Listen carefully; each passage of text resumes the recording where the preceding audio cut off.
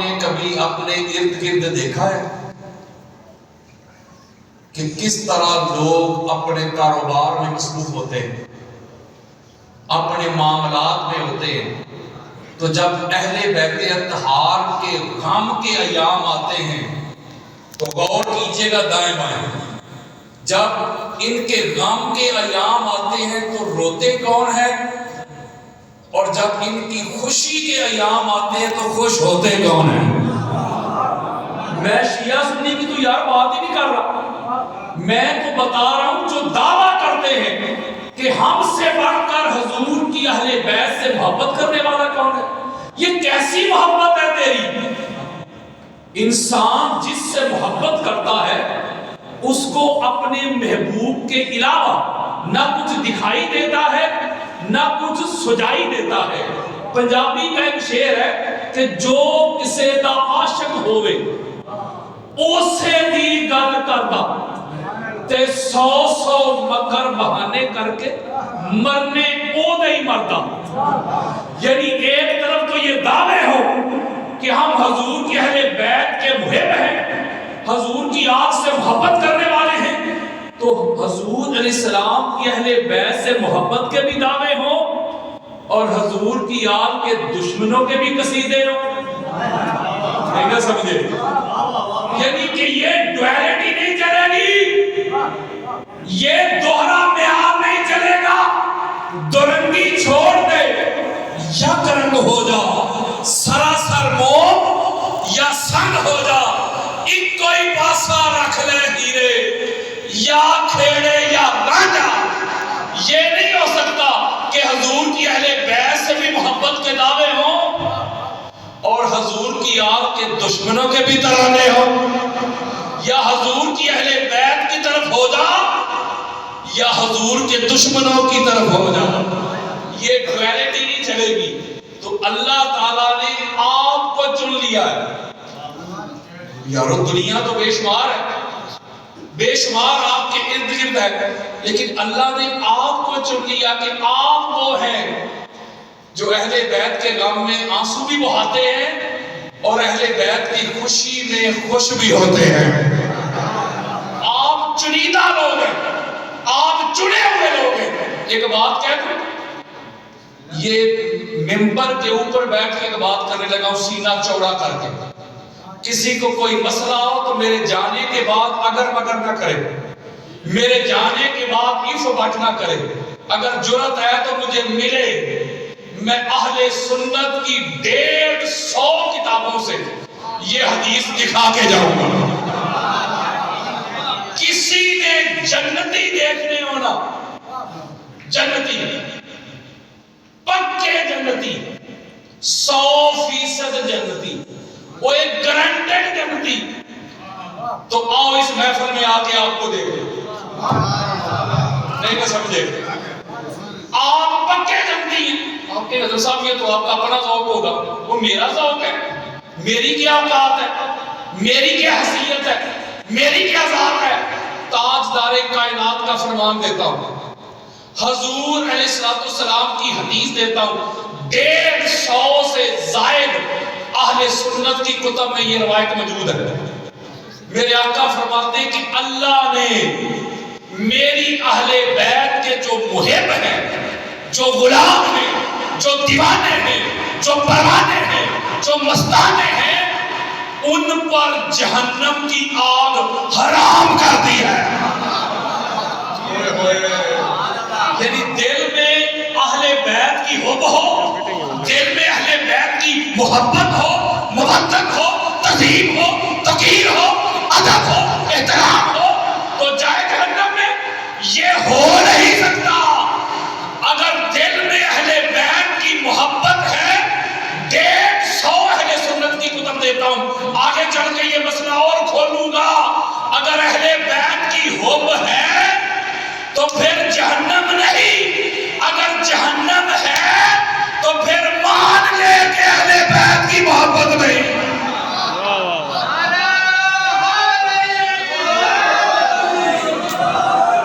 یعنی ایک دل میں اہل بیت کی محبت اور عداوت سما نہیں سکتی، یا محبت آئے گی یا بغض آئے گا. میں پوری دنیا میں جو تبلیغ کر رہا ہوں، پوری دنیا میں جو دعوت دے رہا ہوں، یہ واللہ باللہ اللہ میں شیعہ سنی سے ہٹ کے دے رہا ہوں. میں لوگوں کو قرآن کی طرف بلاتا ہوں، مصطفیٰ کے فرمان کی طرف بلاتا ہوں. پتہ نہیں یہ کس نے بتا دیا کہ اہل بیت کا ذکر کرنے سے بندہ شیعہ ہو جاتا ہے، رافضی ہو جاتا ہے. ہم نے اہل بیت کو شیعہ سنی میں تقسیم کر دیا. کوئی علامہ ہو، کوئی مفتی ہو، کوئی قاری ہو، کوئی حافظ ہو، کوئی محدث ہو، کوئی مجدد ہو، یہ چیلنج کر رہا ہوں، کوئی بندہ اہل بیت سے منہ موڑ کے، اہل بیت سے تعلق توڑ کے، اہل بیت سے رشتہ توڑ کے کھڑا ہو جائے، مجھے اپنا مسلمان کو نہ ثابت کر دے. اور اہل بیت کے بغیر گزارے ہی نہیں، اہل بیت کے بغیر چارے ہی نہیں. اللہ کے بندو، اہل بیت کو شیعہ سنی میں تقسیم نہ کرو. اہل بیت کی محبت نہ شیعت ہے، نہ سنیت ہے، نہ دیوبندیت ہے، نہ بریلویت ہے، نہ وہابیت ہے. اہل بیت کی محبت تو ایمانیت ہے. ان کے بغیر تو گزارے ہی نہیں، ان کے بغیر تو چارہ ہی نہیں. ہم ان کو شیعہ سنی میں تقسیم کر کے بیٹھے ہوئے. میں نے آپ کے سامنے قرآن اور مصطفیٰ کا فرمان پہنچانا ہے. میں کسی کو منانے نہیں آیا، خدا اور مصطفیٰ کا پیغام پہنچانے آیا. قرآن پڑھے، ہر نبی کا یہی اعلان ہے، وَمَا عَلَيْنَا إِلَّا الْبَلَاغُ. ہر نبی اعلان کرتا رہا کہ ہمارا کام ہے پہنچانا، کنوے کرنا، ڈلیور کرنا. تو میں بھی پہنچانے آیا، منانے نہیں آیا. یہ ماننا انسان کا اپنا نصیب اور مقدر ہے. اہل بیت کی محبت نہ مال سے ملتی ہے، نہ عہدہ و منصب سے ملتی ہے. اہل بیت کی محبت تو نصیب سے ملتی ہے. یہ ہر ایرے گہرے، ہر نتھو خیرے، ہر زید بکر کے دل میں نہیں آتی. اللہ سب سے پہلے اس بندے سے محبت خود کرتا ہے جس کے دل میں مصطفیٰ کی آل کی محبت کو رکھتا ہے.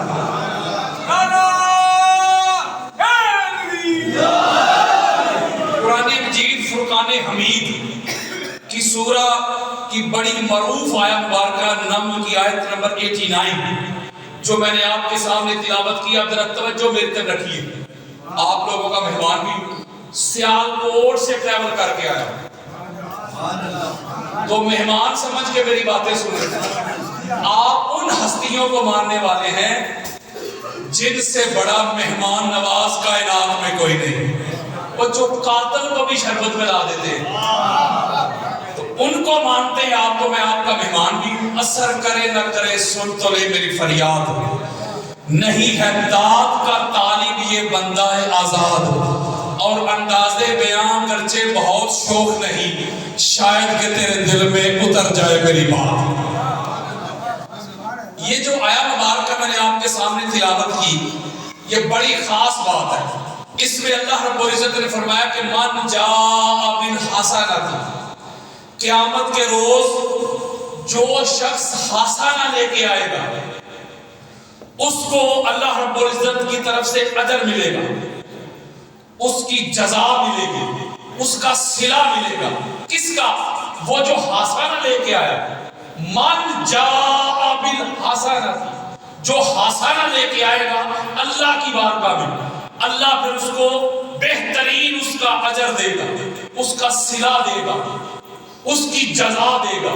اور اس کے ساتھ جو اگلا جڑا ہوا حکم ہے، آگے فرمایا وَمَنْ جَاءَ بِالسَّيِّئَةِ، یہ جو حسنہ ہے اس کا جو متضاد ہے، اس کا جو الٹ ہے وہ ہے سیئۃ.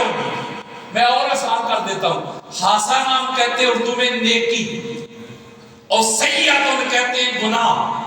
یعنی جو نیکی کی ضد ہے، جو متضاد ہے، جو الٹ ہے، وہ ہے گناہ. تو قرآن نے کہا کہ جو حسنہ لے کے آئے گا اس کو بہترین جزا ملے گی، صلہ ملے گا، معاوضہ ملے گا. توجہ ذرا میرے پہ رکھیے.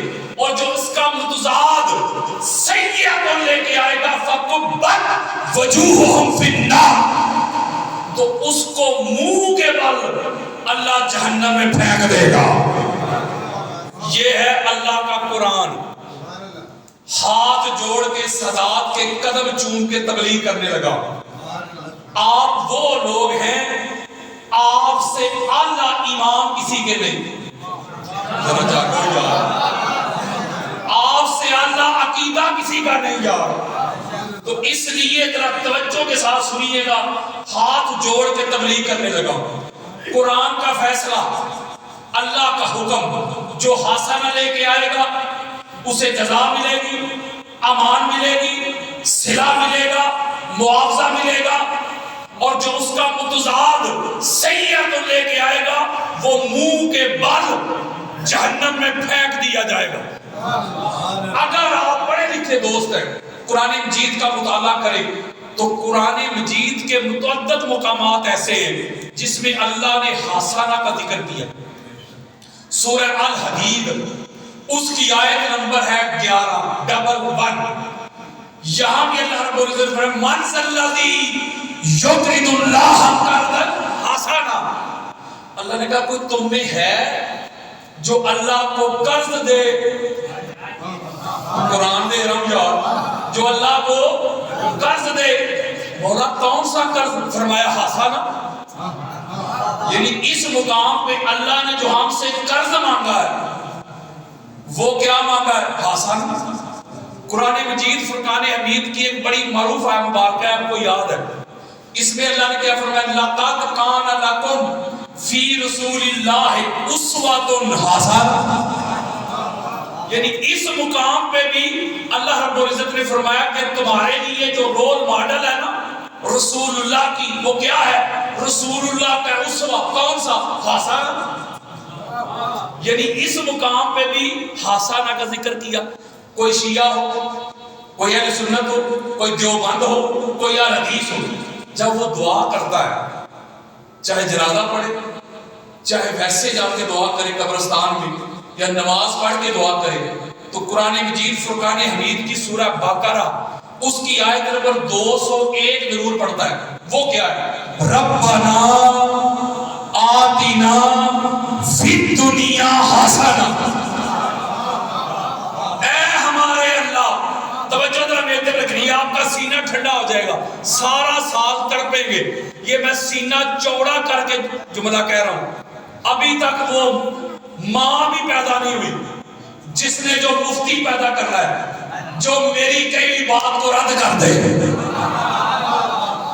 یہ الگ بات ہے. پھر حافظی ہو گیا، شیعہ ہو گیا. یہ فتوے مولوی جی پرانے ہو گئے. مزہ تب ہے میری کئی بات کو رد کر. ہم دعا مانگتے ہیں مولا دنیا میں بھی حسنہ عطا کر، آخرت میں بھی حسنہ عطا کر. ٹھیک ہے نا؟ اب میں سمری دے رہا ہوں. یہ T20 بھی نہیں دے رہا، سپر اوور دے رہا ہوں. کوزے میں سمندر کو بند کرنے لگا. اب ہم سارے مل کر اللہ کی بارگاہ میں ہاتھ جوڑ کے پوچھتے ہیں مولا یہ جو تو حسنہ پہ اتنا زور دے رہا ہے یہ حسنہ ہے کیا؟ What is the definition of حسنہ؟ یہ حسنہ کیا ہے؟ نماز پڑھ کے اللہ سے حسنہ مانگتے ہیں، روزہ رکھ کے اللہ سے حسنہ مانگتے ہیں، حج اور عمرے کر کے اللہ سے حسنہ مانگتے ہیں، یتیم کی مدد کر کے حسنہ مانگتے ہیں، بھوکے کو کھانا کھلا کے حسنہ مانگتے ہیں. یا رسول اللہ آپ بتا دیں یہ حسنہ کیا ہے؟ اہل سنت کی 350 کتب دیتا ہوں. میں یہ بھی نہیں کہوں گا کہ گھر جا کے دیکھ لینا. کسی میرے بھائی کسی دوست کو حدیث چاہیے، خطاب کے بعد مجھے ملے، میں دکھا کے جاؤں گا. میں دکھا کے جاؤں گا. عبداللہ ابن عباس نے روایت کیا، حذیفہ بن یمان نے روایت کیا، معاذ بن جبل نے روایت کیا رضی اللہ عنہم. حضور علیہ السلام کے تینوں جلیل القدر صحابہ ہیں. وہ کہتے ہیں ہم نے حضور علیہ السلام کی بارگاہ میں ہاتھ جوڑ کے عرض کی فدا کا ابی و امی یا رسول اللہ آپ پر ہمارے ماں باپ قربان ہوں، نثار ہوں، ہمیں خبر دیجئے ہم جب نماز پڑھتے ہیں اللہ سے حسنہ طلب کرتے ہیں، روزہ افطار کرتے ہیں حسنہ مانگتے ہیں، حج اور عمرے کرتے ہیں حسنہ مانگتے ہیں، فاتحہ پڑھتے ہیں حسنہ مانگتے ہیں، جنازہ پڑھتے ہیں حسنہ مانگتے ہیں، کوئی بھی اللہ کی بارگاہ میں عرض کرتے ہیں، دعا کرتے ہیں، اللہ سے حسنہ طلب کرتے ہیں، یا رسول اللہ ہمیں بتا دیجئے یہ حسنہ کیا ہے؟ امام طبرانی نے روایت کیا، امام ابن عساکر اہل سنت کے سرقدار، وہ اس کو دمشق الکبیر میں لے کے آئے، امام حیثمی مجمع الزوائد و منبع الفوائد میں لے کے آئے، خطیب بغدادی تاریخ بغداد میں لے کے آئے. یہ اتھینٹک اور سیدھا بات آپ کی محبتوں کی نظر کرنے لگا ہوں. آؤ پھر قال رسول اللہ صلی اللہ علیہ وآلہ وسلم حب علی حسنۃ لا یضر معها سیئۃ. میرے آقا نے فرمایا غلامی رسول میں موت بھی قبول ہے کہ نعرے لگانے والوں. میرے آقا نے فرمایا نماز پڑھ کے اللہ سے حسنہ کی دعائیں کرنے والوں، روزے رکھ کے اللہ سے حسنہ مانگنے والوں، حج اور عمرے کر کے اللہ سے حسنہ مانگنے والوں، میری اہل بیت کی محبت بالعموم اور میرے بھائی علی کی محبت بالخصوص حسنہ ہے.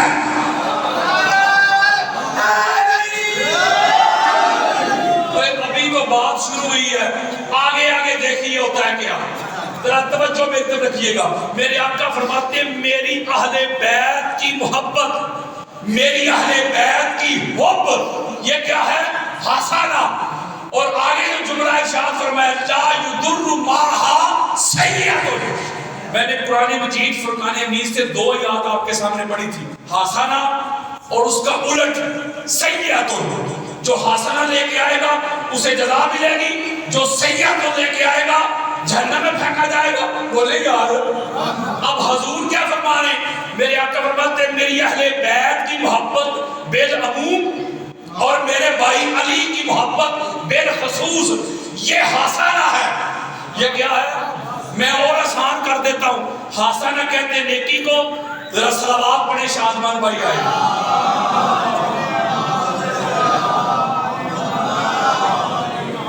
ایک بار اور پڑھے ذرا.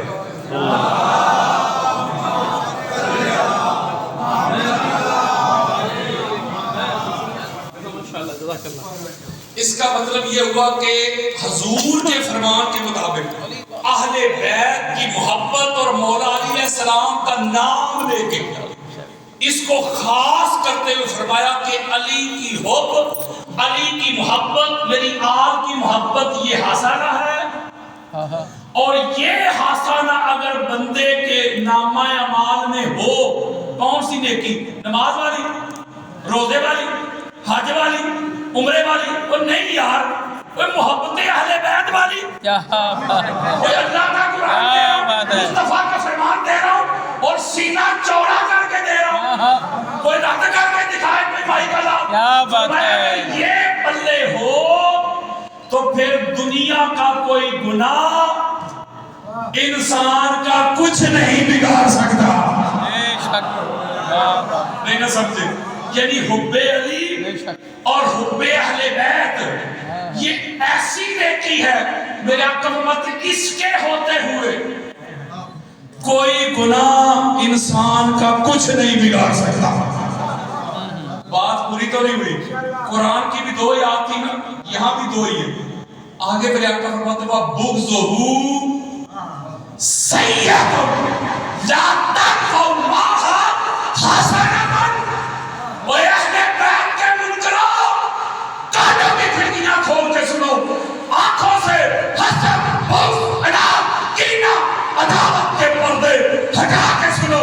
میرے آقا نے فرمایا میری اہل بیت بالعموم اور میرے بھائی علی بالخصوص علی کا بغض ایک ایسا گناہ ہے اگر یہ گناہ بندے ہو تو کوئی نیکی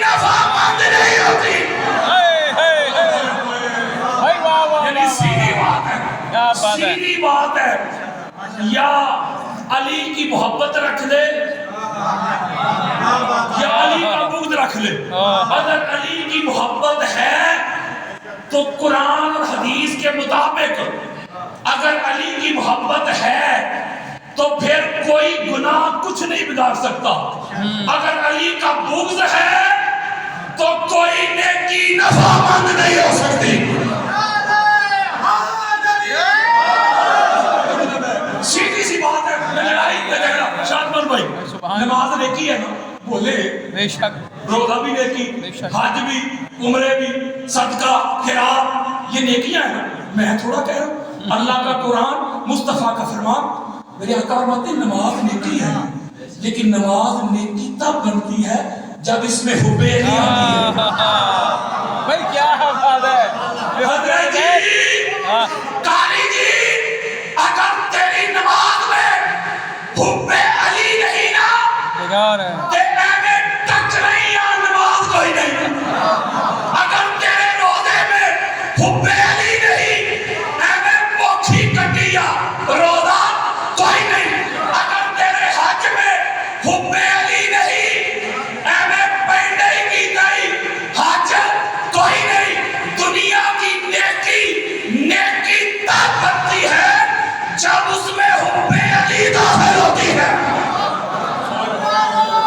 भाई वाह वाह, बेवकूफ़ मैं इबादत हराम है भाई, सुभान अल्लाह। मैं कह रहा हूँ, इसका मतलब है ये जितनी भी हसनात हैं, हसनात हसना की जमा है, ये जितनी भी हसनात हैं, ये हसनात तब बनती हैं जब इनमें सबसे बड़ी हसना, सबसे बड़ी ओए हुब्बे अहले बैत दाखिल हो यार। चलो मैं दलील देता हूँ, ये एक मिनट मुझे जरा ये बॉटल दीजिएगा या गिलास दीजिएगा, आप पीने लगे थे। मैं एक मिनट में दे देता हूँ शादमान भाई, ये मेरे हाथ में क्या है, बोले यार, मुश्किल सवाल तो नहीं।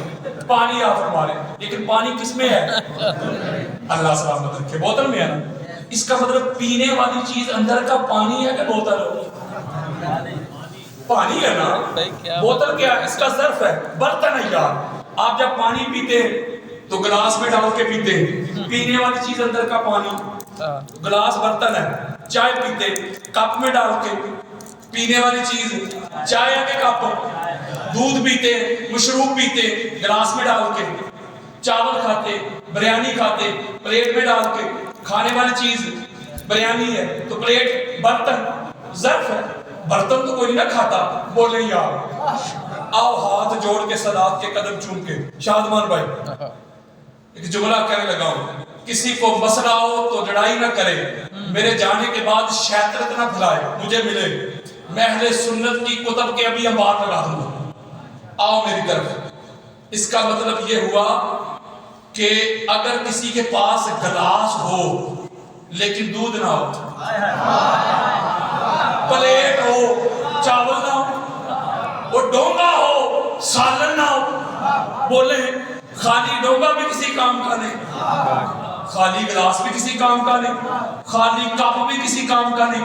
इसका मतलब ये हुआ कि जो अंदर वाली चीजें हैं, खाने वाली वो है, वो खाली बर्तन तो कोई ना खाता। आ फिर मेरी तरफ, ये सीना चौड़ा करके बात करने लगा। नमाज, रोजा, हज, ज़कात, क़ियाम, रुकू, सुजूद, उम्रे, ये है बर्तन। ये क्या है? इनके अंदर मोहम्मद और आले मोहम्मद की मोहब्बत रख के खुदा की बारगाह में पेश की जाती है। हज़रत जी, कारी जी, गिलास हो, मशरूब ना हो, प्लेट हो, चावल ना हो, गंगा हो, सालन ना हो, ना खाली प्लेट किसी काम की, ना खाली गिलास किसी काम का, ना खाली डोंगा किसी काम का। वो नमाज हो, अली की मोहब्बत ना हो, रोज़े हो, अली की हुब ना हो, हज हो, अली की तज़ीम ना हो। अली के बगैर न नमाज काम की, न रोजा काम का, न हज काम के। हज़रत जी, अगर इन अमाल से, इन हसनात से हुब्बे अली निकल जाए तो ये अमाल खाली बर्तन बन जाते हैं और खाली भांडे किसे काम दे नहीं होते।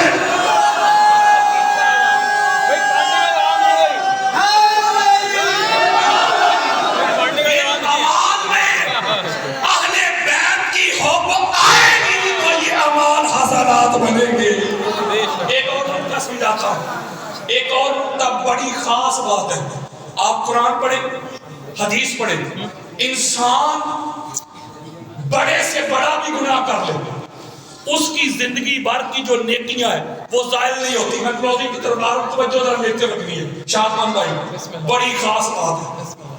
یہاں تک کہ صحیح مسلم میں ایک روایت موجود ہے، اگر انسان گناہ کبیرہ بھی کرے تو جب گناہ کبیرہ کرتا ہے تو ایمان نکل جاتا ہے، جب گناہ کبیرہ سے فارغ ہوتا ہے تو ایمان پھر پلٹ آتا ہے. اللہ قرآن میں کہتا ہے کسی نے ذرہ برابر بھی کوئی نیکی کی ہوگی تو اللہ اس کو ضائع نہیں کرے گا، اس کا اجر دے گا. یعنی کوئی گناہ بھی انسان کی کمائی ہوئی نیکیاں، انسان کے کمائے ہوئے حسنات کو زائل نہیں کرتا. فرض کرے آپ نے نماز پڑھی، جب آپ نے نماز پڑھی چاہے ہاتھ باندھ کے چاہے کھلے چھوڑ کے، یہ جو بیٹھا ہے نا اس نے آپ کی نماز لکھ لی، باہر نکل کے آپ نے غیبت کر دی، کسی کو گالی دے دی، چوری کر دی، گناہ ہے. اب اس نے لکھی ہوئی نماز مٹائی نہیں کہ یار اس نے نماز پڑھی اب باہر نکل کے چوری کر دی تو اس کی نماز مٹا دیتا ہوں، نہیں، نماز ادھر ہی ہے. یہ جو بیٹھا ہے نا اس نے ساتھ چوری بھی لکھ دی. یہ بچوں سے میرا خطاب نہیں، اس کا مطلب ہے کہ کوئی بڑے سے بڑا گناہ بھی انسان کی زندگی بھر کی نیکیاں ضائع نہیں کرتا، ضائع نہیں کرتا. توجہ، پتہ نہیں بغض علی اللہ کی بارگاہ میں کتنا بڑا گناہ ہے. قال رسول اللہ صلی اللہ علیہ وآلہ وسلم وبغضه سیئۃ لا تنفع الله حسنۃ. میرے آقا فرماتے ہیں علی کا بغض ایک ایسا گناہ ہے، ایک ایسا ناقابل علاج مرض ہے، ایک ایسا اژدہا ہے جو نیکی رہنے نہیں دیتا، زندگی بھر کی نیکیاں کھا جاتا ہے. آپ مجھے بتائیں، میں نے ایک جملہ کہا تھا سٹارٹ میں، کسی نے جنتی دیکھنے ہو تو آپ کو دیکھنا کہا تھا نا، بولو ابھی ثابت کرنے لگا ہوں. کوئی بندہ جہنم میں کیوں جاتا ہے؟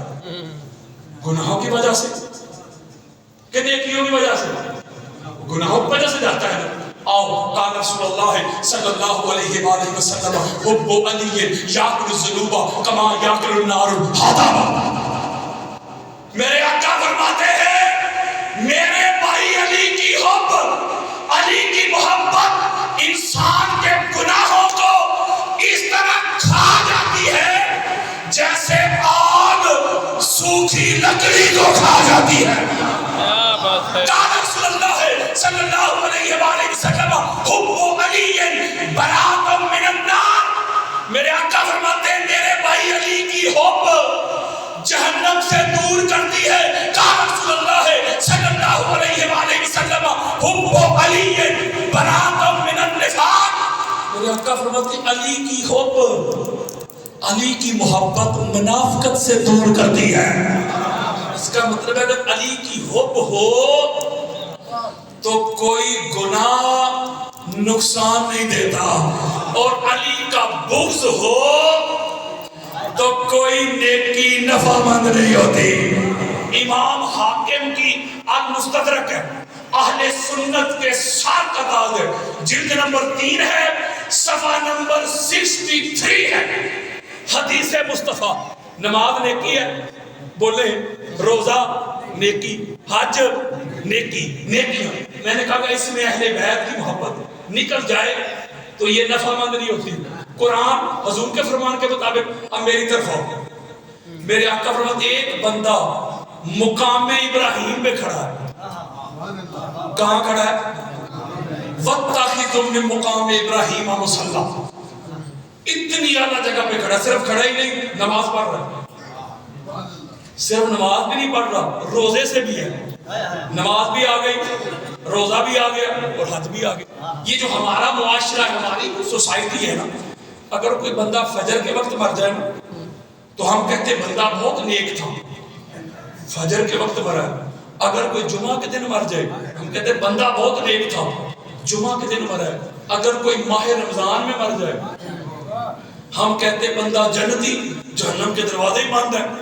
میں نے حدیث سنانی ہے، فیصلہ آپ نے کرنا ہے. کہاں فجر کا وقت، کہاں جمعے کا دن، کہاں ماہ رمضان اور کہاں مقام ابراہیم.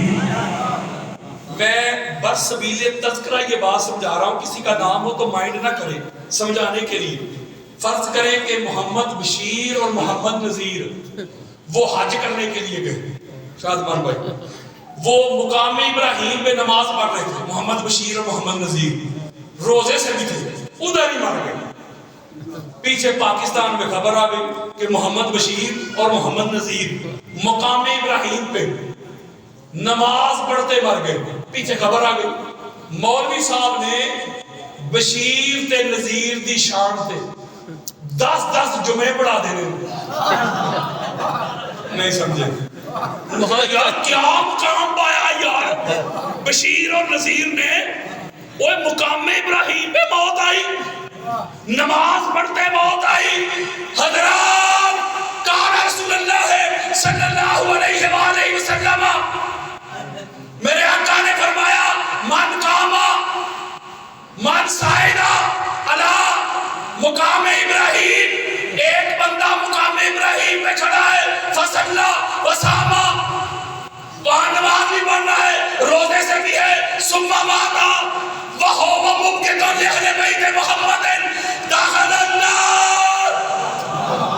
اور حدیث مصطفیٰ سنو، میرے آقا فرماتے ہیں ایک بندہ مقام ابراہیم پہ کھڑا ہے، صرف کھڑا نہیں، نماز پڑھنا ہے، صرف نماز بھی نہیں پڑھنا، روزے سے ہے، نماز پڑھتے ہوئے روزے کی حالت میں مقام ابراہیم پہ مر گیا.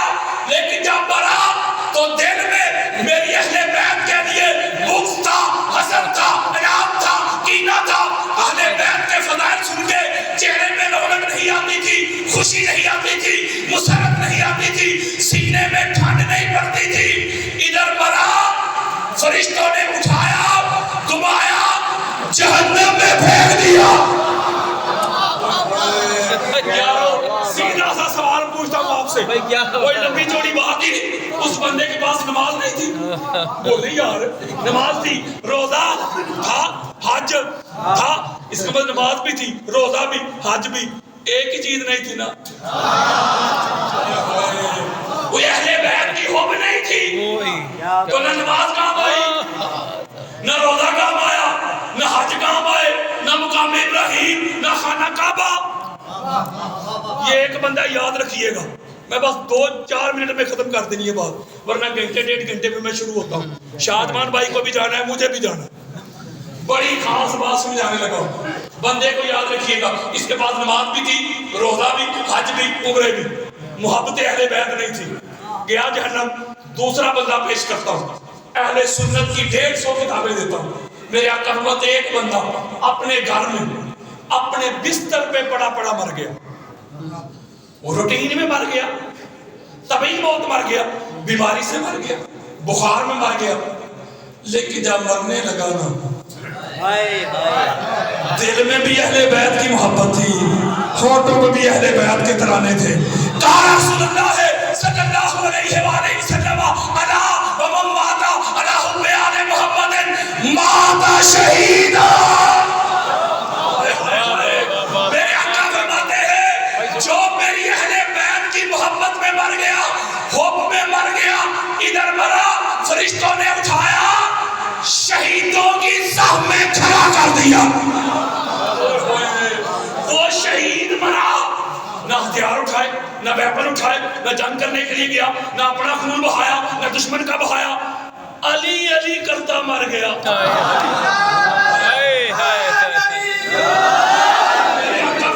شہید مرا، اوے من لے، اوے گولیاں نہ چلا، بم دھماکے نہ کر، فتوے نہ لگا. ہاتھو برہانکم ان کنتم صادقین. اوے سچا ہے تو دلیل لے گیا، ایویڈنس لے گیا. من لے، ہر نیکی تب بنتی ہے جب ان میں اہل بیت کی محبت شامل ہوتی ہے.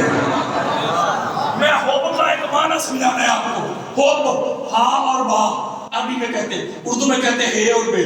ہوپ کا معنی ہم کرتے محبت. کیا کرتے؟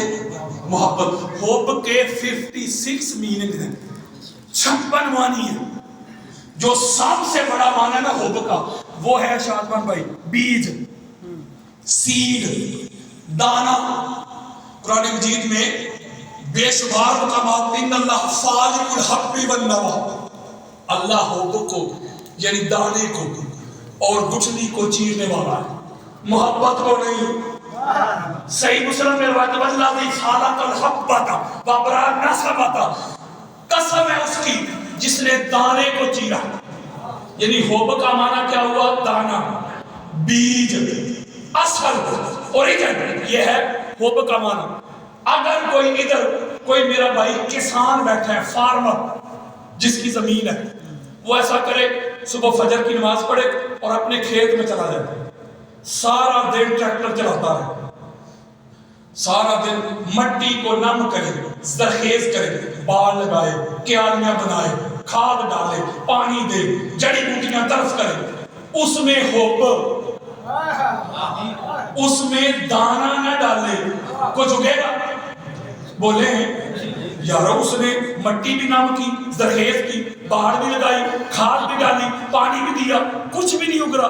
آپ کے گھر ساتھ وہ جس سے پودا اگنا تھا، جس سے فصل بنا تھا، جو پودے کی اصل تھا، مبدا تھا، وہ ہوپ،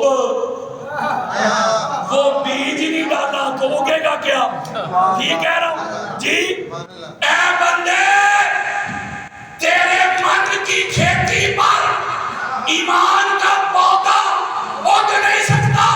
بے شک نمازوں کے ذریعے اس کھیتی کو پانی دیتا جا، حج کے ذریعے اس کھیتی کے ارد گرد باغ بناتا جا، عمرے کے ذریعے اس کھیتی کی مٹی نم کرتا جا، صدقہ خیرات کے ذریعے اس کھیتی میں کھاد ڈالتا جا.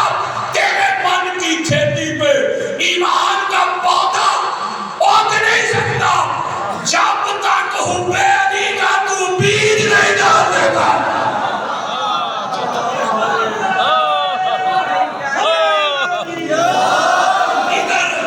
ادھر علی کی حب آئے گی تو ایمان آئے گا. حب اہل بیت کے بغیر گزارا ہی نہیں. علی نال بغض رکھے ہیں میں تو نکمیاں، علی نال بغض رکھے ہیں میں تو نکمیاں. یہ بغض کیا ہے یارو؟ بغض کی ڈیفینیشن کا تو بندے کو پتا ہونا چاہیے نا. بندے کو پتا ہی نہ ہو بغض کیا ہے. یہ وائر ننگی ہونا تو چھوٹے بچے کو بھی پتا ہوتا ہے کہ وائر ننگی ہے، اس میں کرنٹ ہے، وہ بچتا ہے. روڈ پہ گاڑی تیز آ رہی ہو، بچے سڑک کراس نہیں کرتے، ان کو سمجھ ہے نا کہ بچنا ہے. پانی گہرا ہو، اگر تیرنا نہ آتا کوئی چھلانگ نہیں لگاتا، بچتا ہے. اسی طرح بغض علی کا پتہ تو ہونا چاہیے.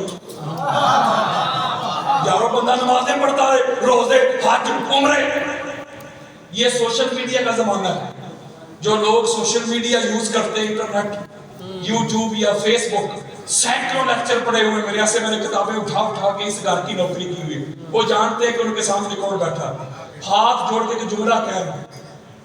اسی طرح بغض علی کی معرفت ہو نا، بندہ نمازوں میں کثرت کرے، روزوں میں، حج میں، عمرے میں، اندر سے بغض علی نہ بیڑا ہی غرق ہوئے. کوئی نہ سمجھے. میں آؤ بغض علی کی ڈیفینیشن بتاتا ہوں. یہ بات سمجھانے کے لیے کہہ رہا ہوں شادمان بھائی، آپ میرے سر کا تاج ہے، غصہ نہ کیجیے گا. آپ میں کوئی نہیں، آپ میرے سر کا تاج ہے. اللہ کی سنت ہے بات سمجھانے کے لیے مثال دینا. ابھی تک میں سمجھا رہا ہوں کہ حب اہل بیت بالعموم اور حب علی بالخصوص یہ دنیا کی سب سے بڑی نیکی ہے، اور بغض علی دنیا کا سب سے بڑا گناہ ہے. یہی سمجھا رہا ہوں.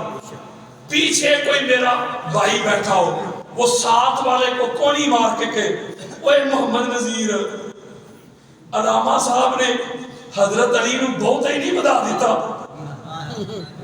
نہیں نہ سمجھے.